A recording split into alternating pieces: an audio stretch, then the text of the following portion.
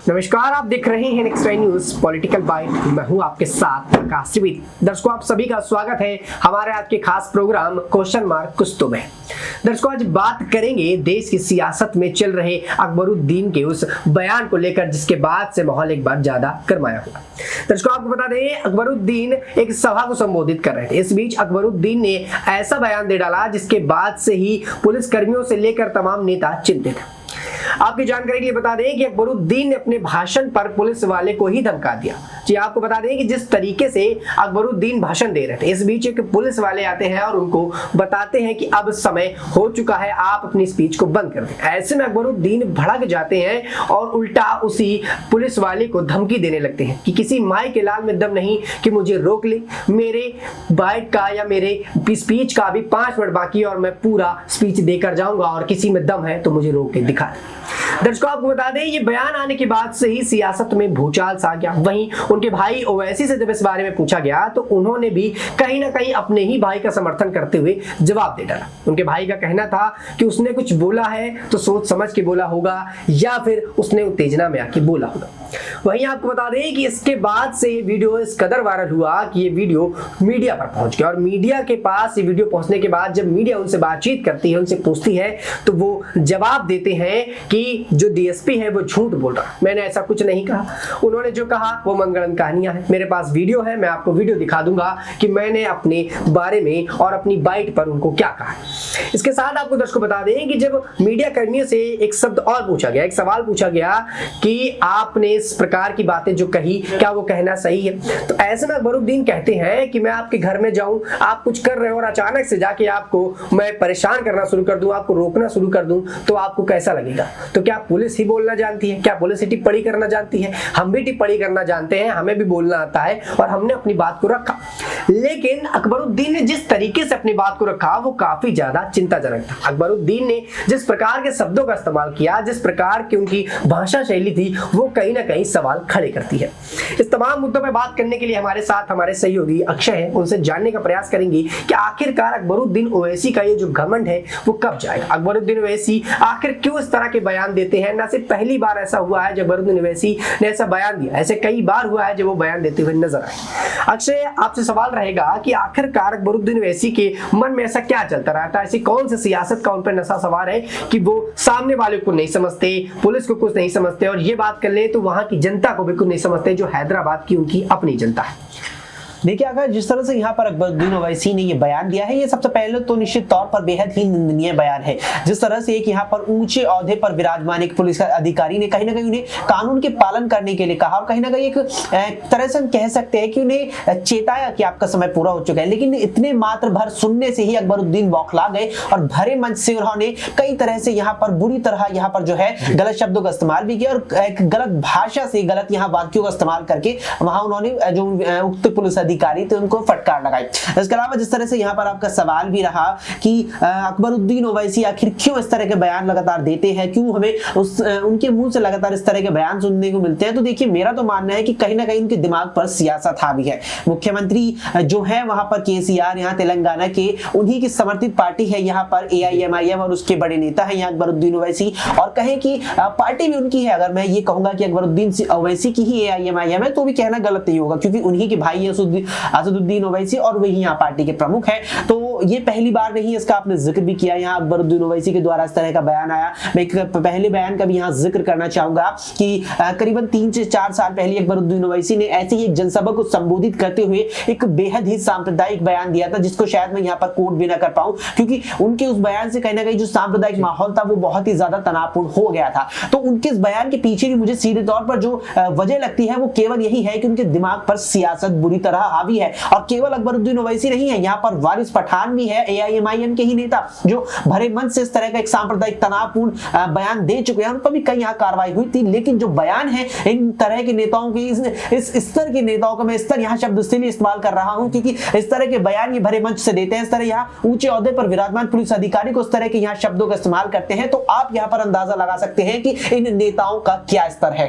जी, वाकई में देखिए, अक्षय ने उन तमाम सवालों का जवाब दिया और इस बात का भी जिक्र किया कि उनके ही पार्टी के तमाम नेता है, ना सिर्फ अकबरुद्दीन ओवैसी, न उनके भाई ओवैसी और तमाम नेता हैं जो इस तरह के बयान देते हैं। और कहीं ना कहीं ये सिर्फ और सिर्फ सत्ता का नशा है, क्योंकि तेलंगाना में चुनाव हुए और ऐसे में कहीं ना कहीं उनको उम्मीदें हैं कि उनकी पार्टी फिर से जीतेगी, और अगर पार्टी जीतती है, सीएम बनते हैं, तो हैदराबाद के अंदर जो चल रहा है वो चलता रहेगा। और हैदराबाद की जनता के अंदर आप बात कर लें तो जो मुस्लिम समुदाय है काफी ज्यादा वहां पर निवास करता है, और ऐसे में उनका जो कहने का बात का तरीका है वो इसी तौर पर आता है कि हमारे पास ज्यादा संख्या में वोट है और हैदराबाद के अंदर उनके पास कोई आकर उनको हरा नहीं सकता।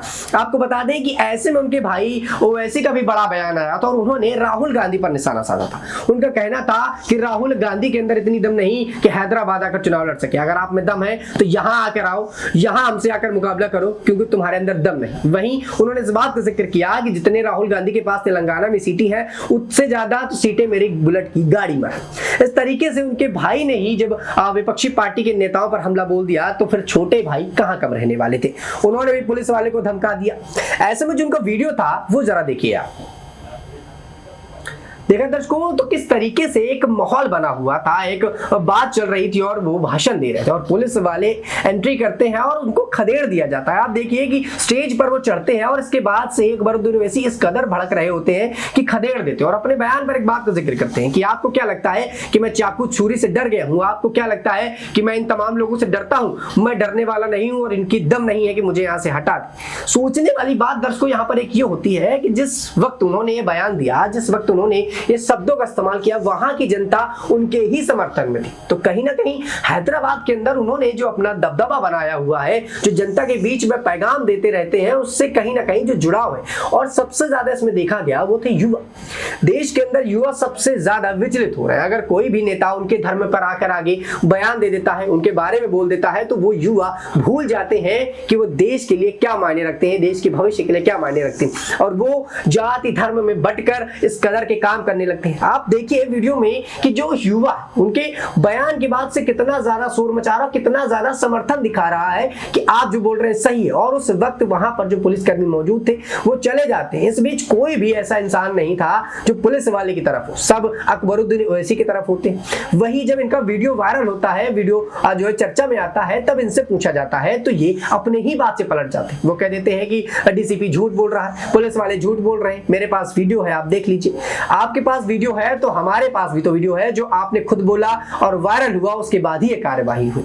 ऐसे में एक छोटा सा सवाल हम अक्षय और लेना चाहेंगे। अक्षय, देखिए जिस प्रकार से तेलंगाना के चुनाव चल रहे हैं और अकबरुद्दीन ओवैसी के और उनके बड़े भाई दोनों इस चुनाव में लगे हैं और उनका कहीं ना कहीं मानना है कि इस बार तेलंगाना में वही चुनाव जीतेंगे, और अगर उनकी पार्टी दोबारा से चुनाव जीतती है तो इनका जो रवैया है वो और ज्यादा बढ़ेगा। क्या अगर इनकी पार्टी सत्ता में आती है तो हैदराबाद में जो देखा गया वो अन्य राज्यों में भी देखा जा सकता है इनके चलते?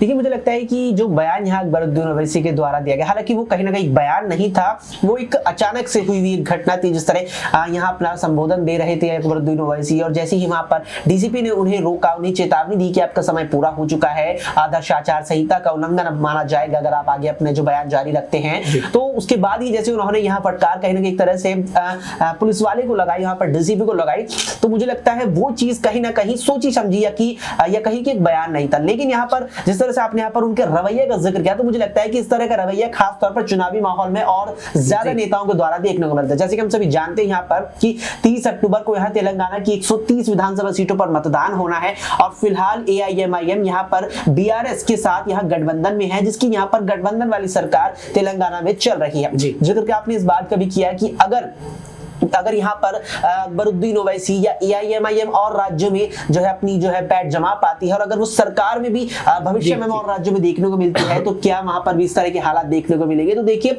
ये चीज से मुझे नहीं लगता कि इस तरह का ये जो चीज है, मुझे नहीं लगता है कि ये हो पाएगी, क्योंकि देखिए यहाँ पर जो अकबरुद्दीन ओवैसी है, ये उनकी जो पार्टी है यहाँ पर असदुद्दीन ओवैसी की पार्टी AIMIM, उसका जो यहाँ पर वोट बैंक है वो बड़ी संख्या में एक मुस्लिम वोट बैंक है। वो पार्टी जहां भी जाती है वो मुसलमानों के वोट बैंक के आधार पर जाती है, मुसलमानों के वोट के आधार पर जाती है। तो ऐसे में आप देख लीजिए कि कोई भी राज्य देश में ऐसा नहीं होगा कि जहां पर केवल मुसलमान ही यहाँ पूरी AIMIM को वोट कर दे और एक तरफा उसकी जो है सरकार बन जाए। बहरहाल चुनावी माहौल यहाँ पर चल रहा है और यही मुझे बड़ी वजह लगती है कि ये जो घटना है ये निकलकर सामने भी आई है। और जो इसमें एक चीज और मुझे लगता है गौर करने वाली है कि जब यहाँ पर डीसीपी के द्वारा यहाँ अकबरुद्दीन ओवैसी को रोका गया था, तो ओवैसी ने पुलिस वाले को ये तक कह दिया था कि ये जो लोग देख रहे हो, ये जो भीड़ देख रहे हो, इस तरह से उन्होंने कुछ कहा था कि ये 1 मिनट में तुम्हें यहाँ से भगा देंगे, यहाँ पे तुम्हें खड़े होने का मौका भी नहीं देंगे। तो ये मुझे लगता है कहीं ना कहीं भीड़ को उकसाने वाली बात थी। जब आप जनसभा को संबोधित कर रहे हैं, हजारों लोग आपको सुन रहे हैं, आप कह रहे हैं कि आप 1 मिनट में इन लोगों को यहाँ से भगा देंगे, तो वो लोग और ज्यादा इसमें जो है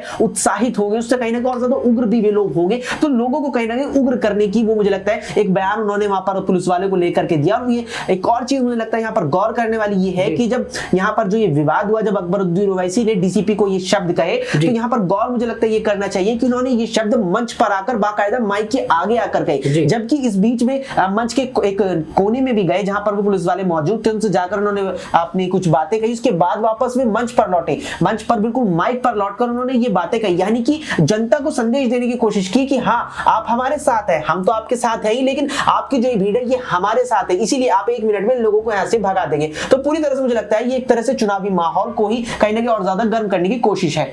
जी वाकई में देखिए जिस तरीके से अक्षय ने तमाम बातों का जवाब और इस बात का जिक्र किया कि अकबरुद्दीन ओवैसी बाकायदा स्टेज पर आते हैं और माइक पर आकर ये बात बोलते हैं कि आप सब मेरे साथ हैं, तो कहीं ना कहीं ये जो भड़काने और उकसाऊ बयान है ये हर बार देश के अंदर देखने को मिलते हैं। और कई बार इनके भाई हो या खुद अकबरुद्दीन ओवैसी और ऐसे कई नेता जो देश के अंदर भड़काऊ बयान देते हैं, जिसके बाद से सियासत गर्माती है। और सबसे ज्यादा इससे जो दुर्भाग्यपूर्ण जो है परेशान होते हैं वो होते हैं युवा, क्योंकि युवा जाति धर्म के नाम पर यूं बढ़ जाते हैं जैसे कि मूली गाजर हो और उनको काट दिया गया।